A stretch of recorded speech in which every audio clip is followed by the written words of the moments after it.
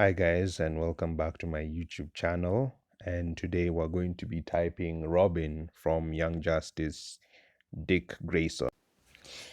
So to me, this is a good example of someone who's very hard to type because, as I said, normally writers don't use MBTI.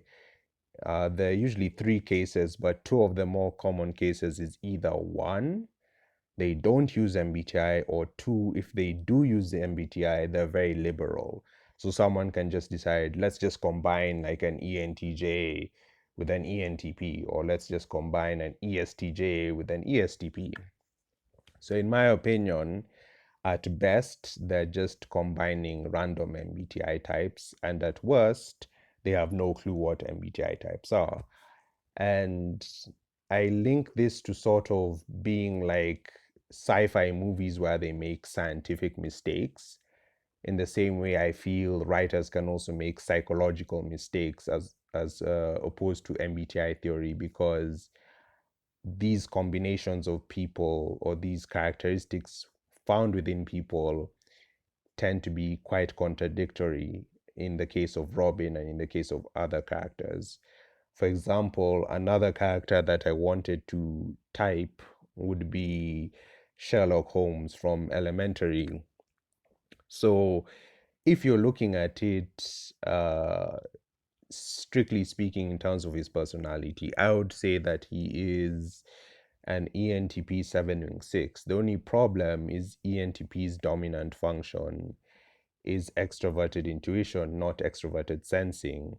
So extroverted sensing are the people who are detail oriented. So they focus on details. Whereas extroverted intuition focuses on ideas and concepts.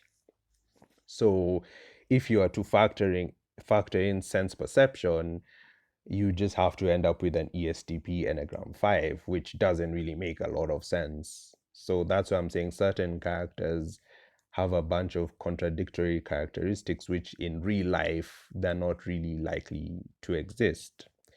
But getting back to Robin, there are a few types which I thought of for him. And here I'll explain step by step where the contradiction comes from. So in the series, specifically, they said in around episode 2 or episode 3, season 1, the problem Robin has is that he's worked for too long with Batman. Therefore, his roles when working with Batman were too clearly defined, and he's not good enough at improvising, right?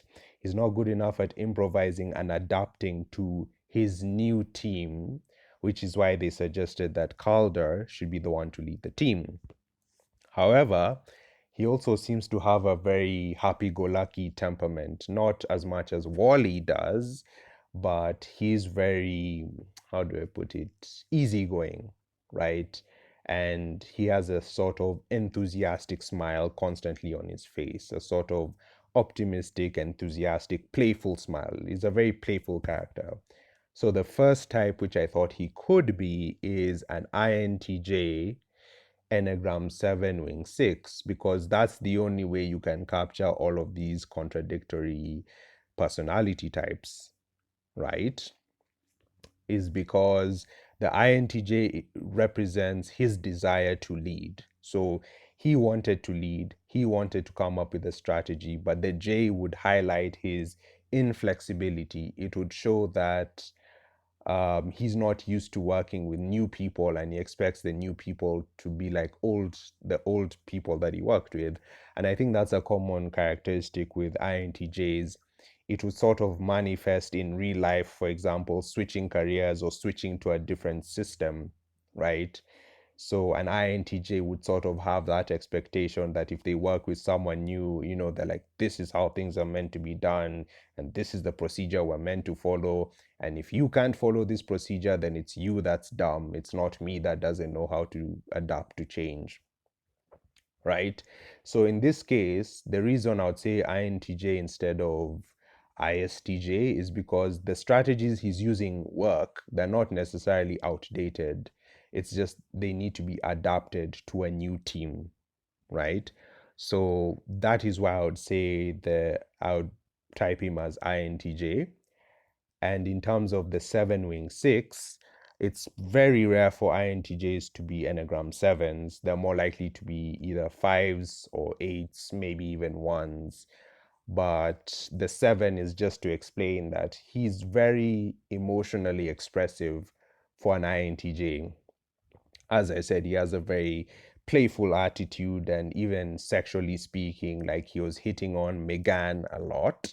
So it shows he's not shy at all when it comes to expressing his feelings. So I think someone who is an Enneagram 7, they're curious and playful, and they have a thirst for adventure. So to me, as I said, it's the only way to capture all the contradictory points. And also INTJ because he's smart, like he's the hacker. He's the one who was hacking everything and sort of coming up with the plan, albeit leaving his teammates behind. The next type, which I thought he could be, is INTP, right? The reason I thought he's INTP is just because he's very analytical, and simply because an INTP is naturally going to be more playful and more improvised than an INTJ. So if we were to type him as INTP, I don't think we would need to type him as Enneagram 7 because, as I said, it is very rare for INTJs to be Enneagram 7s. So INTP 5 wing 4 seems pretty obvious. In fact, the only reason I do not type him as INTP 5 wing 4 is, as I said, that failure to adapt to a new situation. Now, I mean, it is possible, right? It is possible that as an INTP, if you have worked with someone for a long time, you might not adapt immediately. However, it is the judges that tend to be more like that. But that's why I chose INTP over ENTP, because ENTPs are extremely adaptable, right? Extremely, extremely adaptable. They love change and they love new challenges. So the fact that he is a perceiver, but an introverted one, and introverted perceivers, the perceiving function is their second function rather than the first one, means it could kind of explain why he didn't adapt quickly enough. And the 5 wing 4 element explains why he's that nerdy hacking professional. Like, because, Batman is essentially a smart character, an INTJ, and his proteges are all sort of following his footsteps, where the smart people, smart analytical people. He could also be an INTP 7 wing 6, just to explain his more playful nature. Because if you look at an INTP like Reed Richards tends to be less playful, right? Less playful and doesn't joke around as much. Robin is always making these clever quips or wordplay. However, Peter Parker does do the same, and he is sort of an INTP, though it's debatable. You could say that when he is Spider-Man, he's more of an ENTP, but he doesn't necessarily need to be an ENTP if he's a 7 wing 6. Now, the ENFP part to me represents how I view him in season 2. In my opinion, season 2, 100%, he's an ENFP Enneagram 5. 100%. Like, he's just so chilled. He's so chilled out. One, he doesn't want to lead the team. If you've already watched Young Justice season 2, in Young Justice season 2, he says that he does not want to lead the team. And he was happy when he gave back leadership to Calder. And he was just very, very chilled and relaxed and a very comforting person. In other words, you didn't really see his analytical side as much. You just more saw his relaxed side, right? So that's why I definitely think he's an Enneagram 5 in season 2, an ENFP Enneagram 5, and they say the 4 wing tends to be more in touch with their emotions than the 6 wing. And now the ENTP 5 wing 6 is how they've typed him on personality database. Yeah, so here uh on personality database they do type him as ENTP 5 wing 6. So they are trying to sort of strike a balance because normally ENTPs are Enneagram 7s and INTPs are Enneagram 5s, but they do recognize there's a sort of introverted side to Dick Grayson. However, as I said, in season 2, like where he does become Nightwing, that is definitely where I would say he's more of a dominant extroverted intuition person, but he's very laid back and people friendly without any hostile arguments. So I would type him more as being ENFP. And as I said, I'm not against him being an ENTP at all. I just think if he was an ENTP, he would have adapted to the team a lot better, right? He'd have adapted far more easily to the team, which he didn't. So it's like sort of having the most adaptable type, right? ENTPs and ENFPs are arguably the most adaptable types. And then saying that they didn't adapt to the situation, I mean, that doesn't make any sense because you also had Kid Flash, right? You had Kid Flash who also used to work. You had both Aqualad and Kid Flash who used to work with their mentors.